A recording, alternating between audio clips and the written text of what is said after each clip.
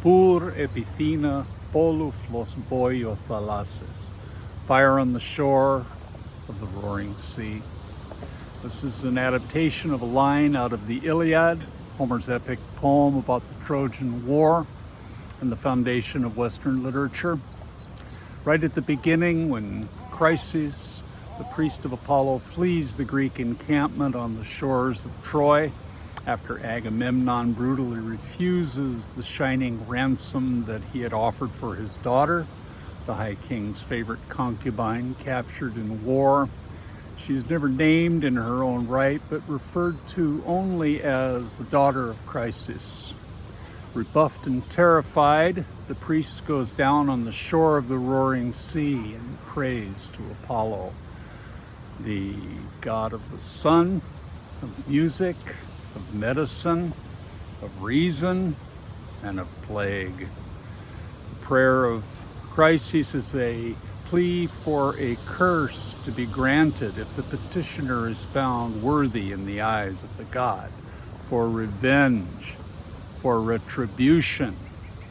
Let the Achaeans, Homer never referred to the besiegers of Troy as Greeks, suffer for the kidnapping of his daughter. It is a shocking prayer in our day and age to use a plea to a deity to harm an enemy, resonant with some of the imprecatory prayers in the Old Testament, like Psalm 109.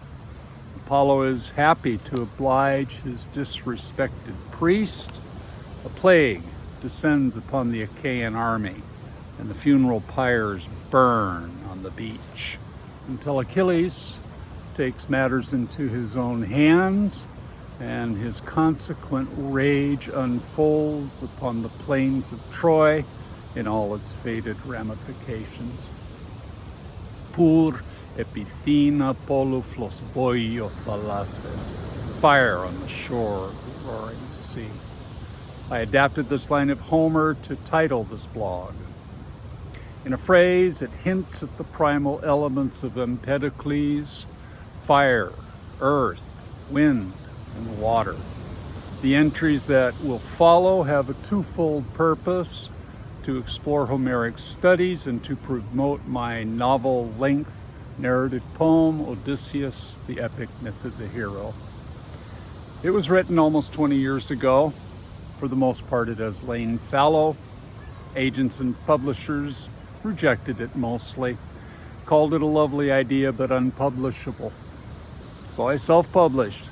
Now, after all this time and the hubbub surrounding Emily Wilson's translation of the Odyssey and the film of that title, recently released by Christopher Nolan, I think it's time to bring my Odysseus out into the light again.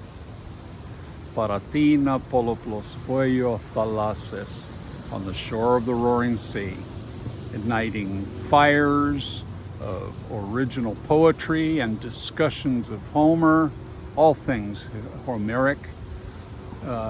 Homer, the blind singer with the inner vision of a sea eagle, who after 2,500 years has never been surpassed as a poet and storyteller in any time, in any place, in any language.